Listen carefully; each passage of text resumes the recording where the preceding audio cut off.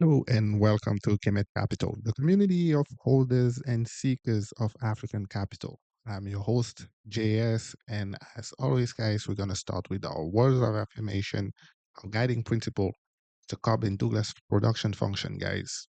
On our way to make Africa great again is through economic strength, economic power, economic might. And in order to achieve that, guys, we have to produce more in a more efficient way. So the topic of this article pertains to the factor of total factor of productivity, which is the change in output, not from change in inputs. The subject matter of today's Capital Talks is this article from the Financial Times, Future of Aid, the country that kicked out USAID. 2 decades after Eritrea expelled the American agency, other nations must now find a way to survive without it. An article from William Wallace in London and Anu Adeoye. We already know Anu, and William Wallace is the roving UK correspondent covering home affairs as well as politics and social affairs beyond Westminster. And Anu Adeoye is the West Africa correspondent for the Financial Times, based in Lagos and covers politics, business, technology, and economics. All right, what is Eritrea doing?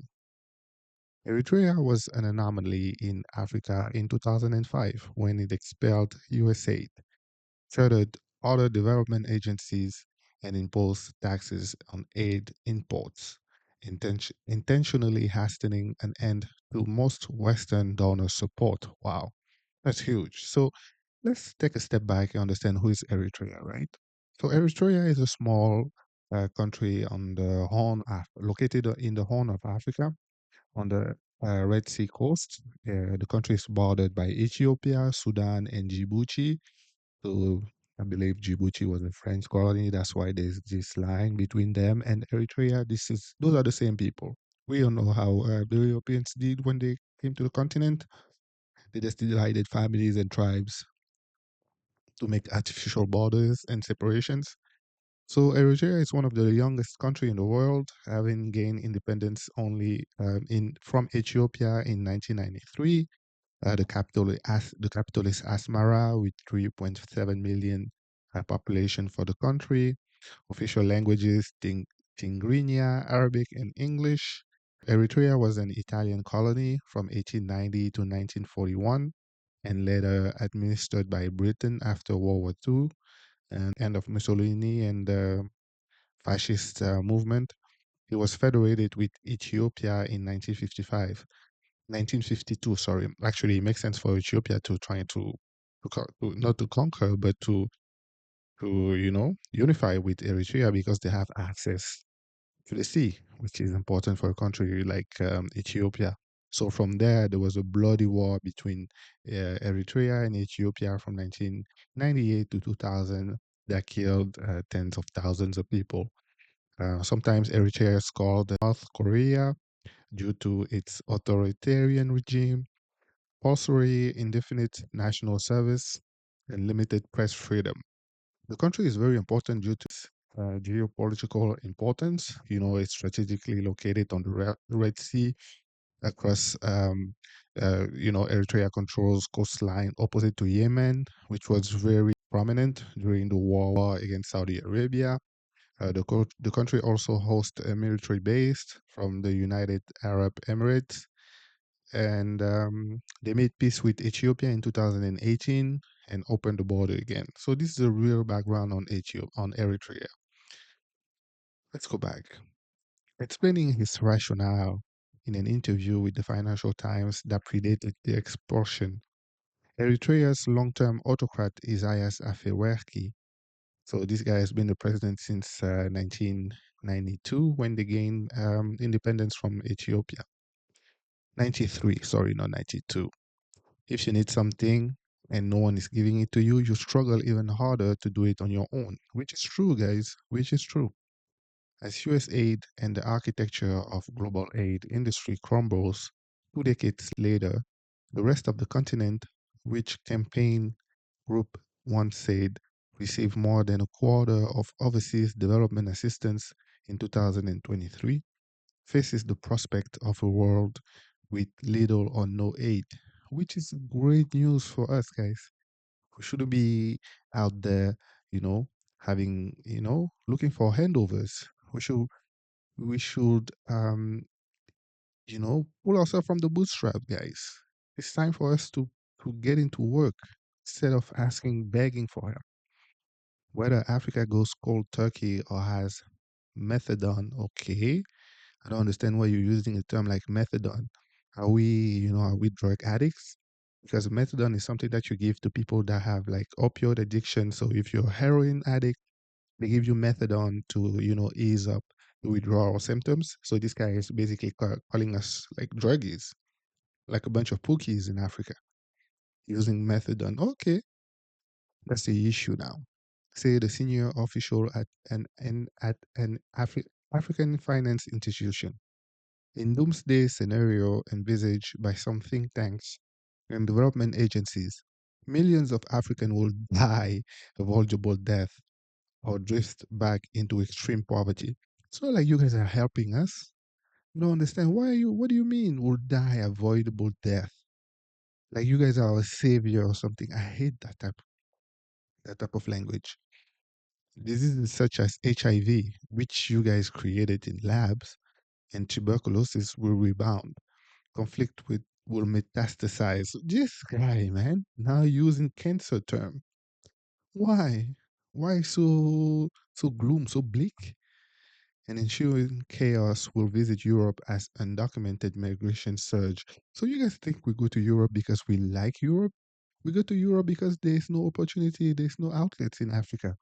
As soon as we will have those, we'll forget about your country or your continent. First of all, it's cold, the people there are cold. We'd rather stay back home if we had more opportunities and more avenues, to strive and live a good life. And in the future, that's what's going to happen. We don't go there because we like Europe. It's because we don't have any other choice. When we do have some choice, we'll forget about you guys. Trust me. Sort of that worst case scenario, of course. This is the worst case scenario. This is like an doomsday, as you said. However, many African officials and thinkers glimpse at as Ifewerki did in 2005, a silver lining. It is clear that aid is drying up, and whatever little of it there will be will have to be used much more strategically, said Ngozi Okonjo-Iweala, the Nigerian Director General of the World Trade Organization and former Managing Director of the World Bank. Okay, this is a serious guy.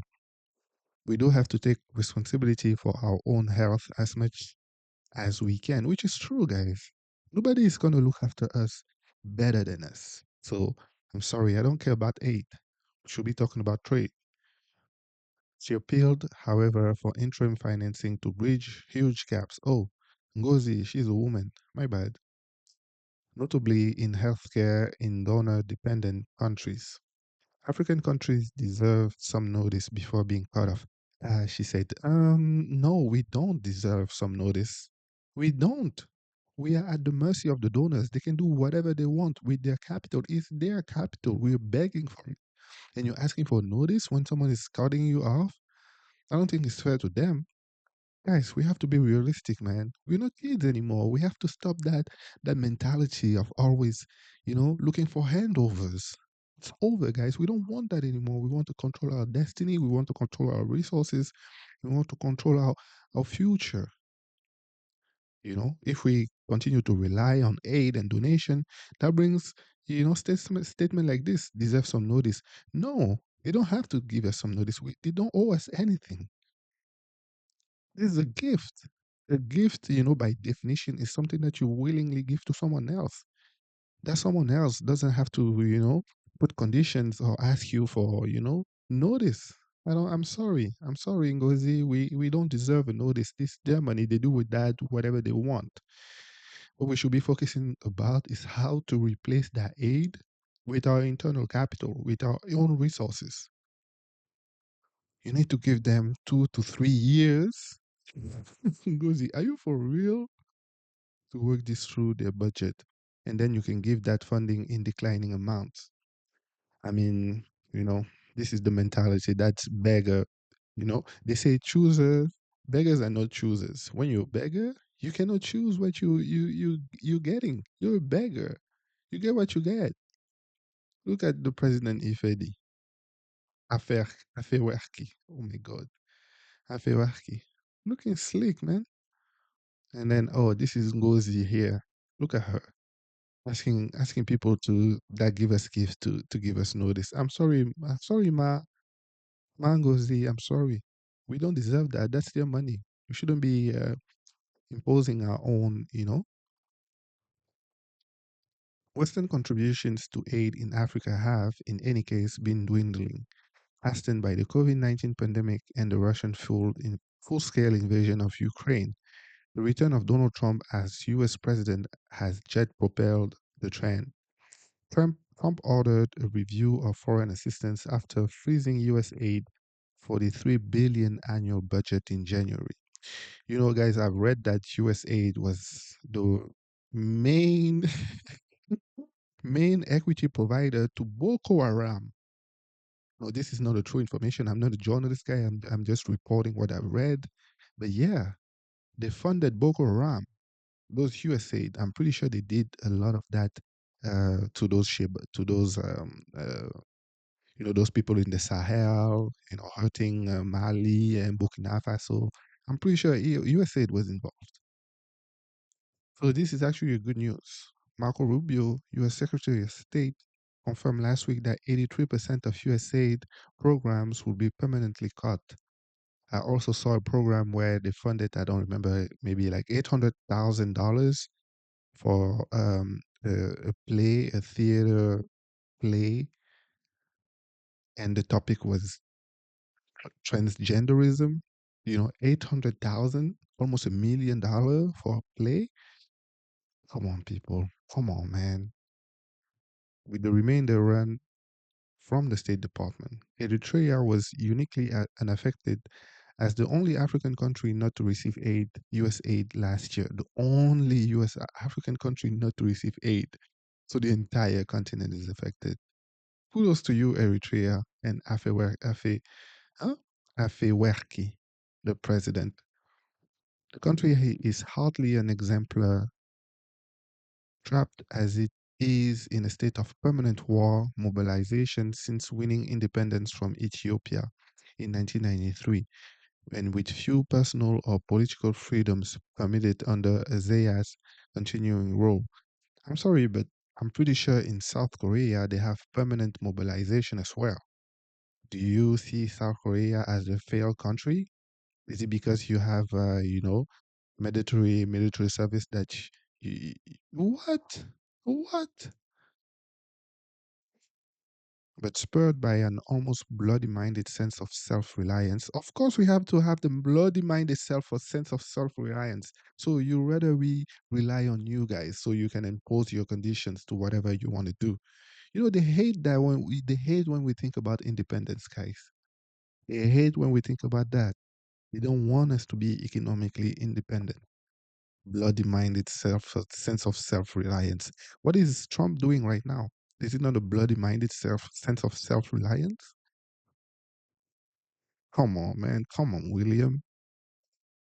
On some development indicators, it has fared as well over the past 2 decades as other countries that have benefited from billions in donor largesse.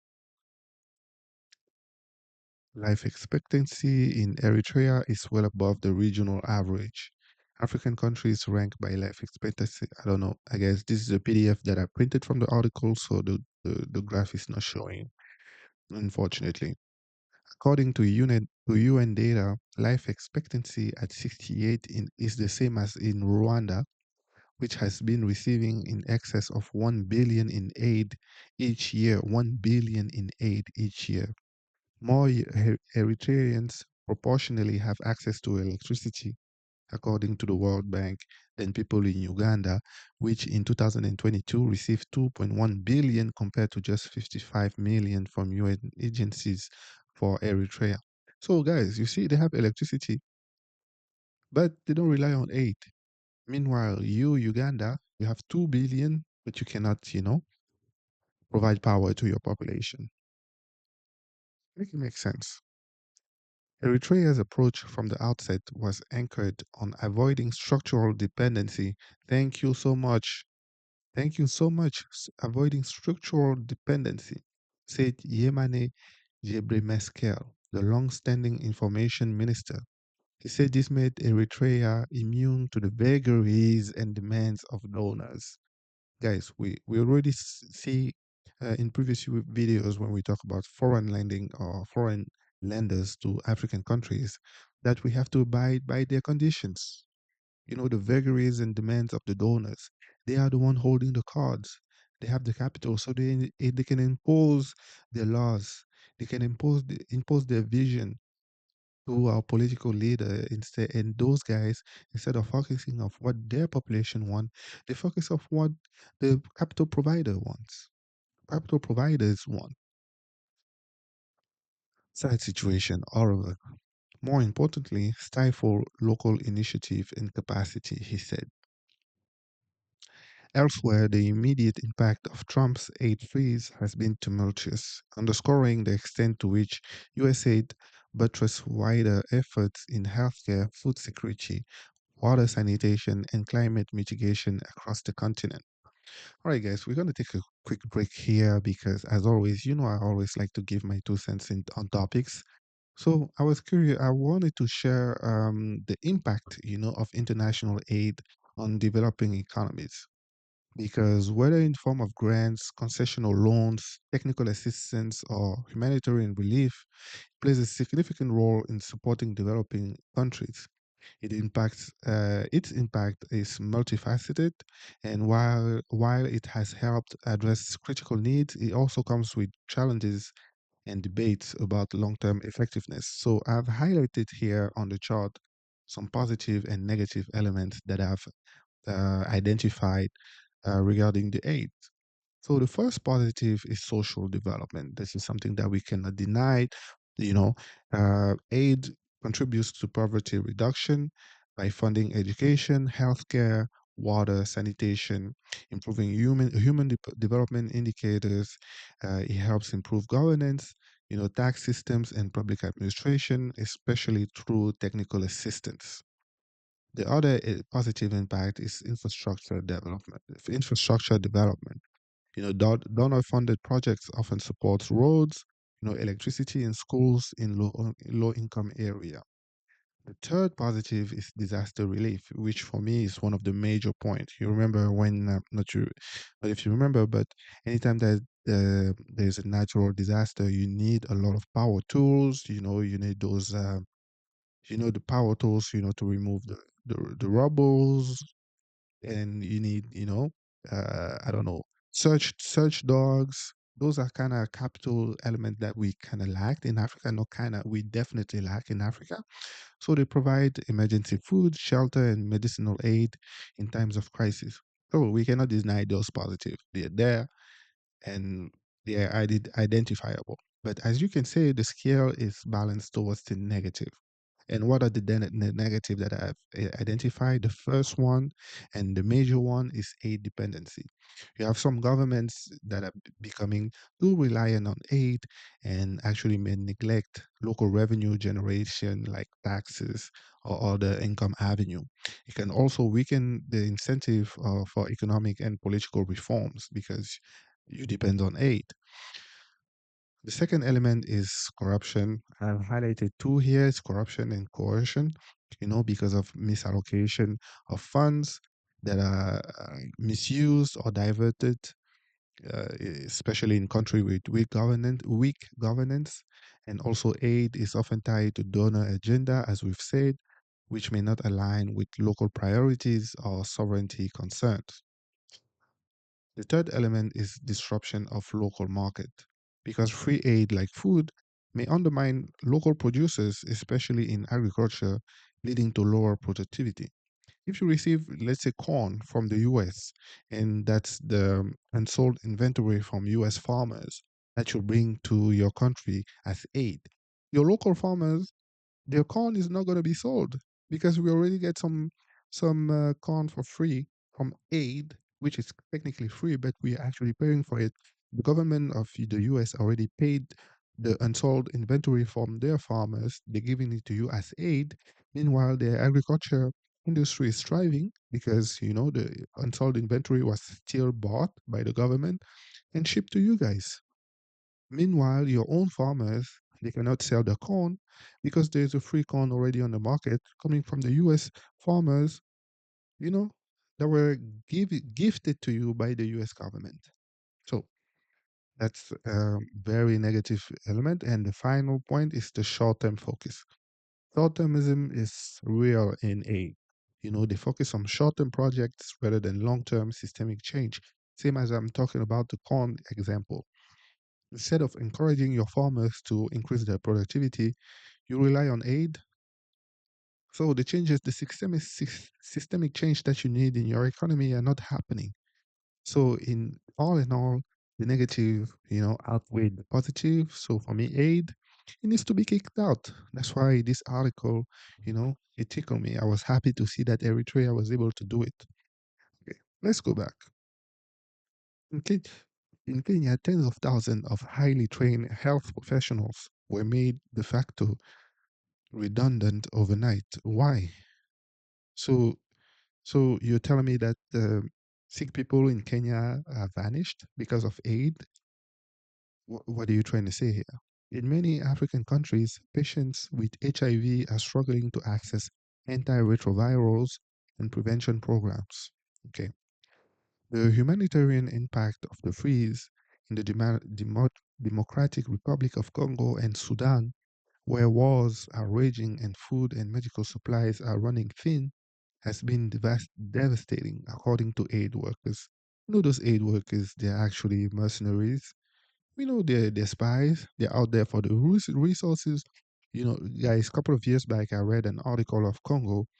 It was a cargo plane from a humanitarian organization, healthcare type of humanitarian organization. I don't want to give the name, but they found a plane full with minerals. You see what I mean? Full with minerals. It was like a type of hospital type of plane to bring in materials like medication, drugs, vaccines, and so forth. On the way back, the plane was full with minerals. So that's the aid that you guys are looking for. It's just a front. Timothy Kaba, foreign minister of Sierra Leone, told the Financial Times his government had been forced to cut projects that were not central to the survival of the country. This was in order to safeguard critical elements of hitherto US funded projects in healthcare, basic education, and food security. Wow. So in Sierra Leone, some of the budget of the country, oh my God, this is huge. Some of the budget elements of the country were funded by aid from the US. This is un oh my God, this is insane. What are we doing? And that had not been budgeted for, he said. Wow, look at that. Look at the donors or the receivers: Ethiopia, Congo, Somali, South Sudan. So war at war at war at war at war, Boko Haram at war, Al Shabaab. Al Shabaab as well. Oh my God. So the more aid you get, the less security you have. This is kind of crazy. As it, as it has slowly recovered from a civil war that ended in 2002, Sierra Leone the, has been among the states most reliant on donor support, with foreign aid at one point accounting for more than 15% of GDP. Guys, is this for real? 15% of the wealth created within a country came from donation. This is unbelievable. 15% of GDP is aid. Wow. Although this has now fallen back to what, 10%? To safeguard the functioning of the state, Sierra Leone will have to tighten its belt and raise taxes. From where? What is the tax base? What type of industry do you have? What type of, you know, economic zone do you have to raise taxes? You're going to raise taxes on local mom and dad in the market selling, come on, man. Taxation, however, was already fueling inflation and rebounding on the poor. Of course, who are you going to tax? There's no industry. He added, "They are very tough times," Kaba said. Africa is here to recover from a series of external shocks, including a drop in oil prices, COVID-19, and reduced Chinese investment, which stalled what had been a prolonged period of continental growth in the first 15 years of the century. Many states have already raised taxes as much as their population will tolerate after years of heavy borrowing raised debt payments to debilitating levels. Kenya's government learned this last year when tax increases prompted weeks of rioting in the capital Nairobi, forcing it to reverse course. At the same time, said Donald Kaberuka, former president of the African Development Bank, demography is galloping everywhere, and African urbanization is the fastest in human history. Net official development assistance to country. Look at Egypt. I mean, Egypt, it makes sense because you have the Suez Canal here, and most of the oil traffic for Western economies go through here. You have Saudi Arabia on the side. So it makes sense to invest in Egypt. You also have like Israel war here, so it makes sense that some capital are funneling through Egypt here. This is Nigeria. Hmm, interesting. Congo, of course. Geologic scandals. They need money. They need those minerals. Which country is this? This is Somalia. No, this is Ethiopia. Somalia is on the here. This is Ethiopia. A lot of money as well. I believe they are in war. They are at war. Beruka said he had warned for years that donor-funded health initiatives were unsustainable and that African governments should plan for domestic finances. Thank you. It is unsustainable. You cannot plan. Guys, it's unbelievable. So it's basically like you're planning your life based on promise that, an uncle gave to you, like, oh, I'm going to give you money for your birthday. That's unbelievable. If you want to plan, it has to be from your own resources, especially on some critical element as health for your country. If your population is not healthy, I'm sorry, you guys are not going to be productive and you guys are not going to be able to produce anything that is valuable. But both he and Okonjo Iweala said they believe that the squeeze will focus minds on the need to stimulate regional trade and force governments to work harder to attract investment. So, in terms of African standard, regional trade is very limited to like Southern Africa, where you have country like South Africa, Lesotho, and Eswatini. Actually, those two countries, Lesotho and Eswatini, are within South Africa. So the trade between them, accounts for like 42 or something percent of the entire trade of the continent. It's unbelievable. Western donors such as the US and UK, which last month announced it will slash its aid budget to its lowest level since 1999, appear more willing to continue funding development finance institutions. DFCs such as the US International Development Finance Corporation, British International Investment and Proparco of France provide risk capital to businesses in the developing world. Oh yeah, I agree with that. If you provide funding to business, direct investments, yeah, that's the type of aid that I can stand behind. But if you're providing aid to give us like medicines, like drugs, nah, man, no. Or food, let alone food. Food is the worst type of aid that we can receive. As we've seen, we need to develop our agricultural industry, but with aid, with free food that we receive from farmers that are already paid abroad, that's not a good look. All countries were poor at some point. They became wealthier through trade and access to capital market, which is true, guys. No country develop itself by aid or foreign lending. It's through access of capital and trade.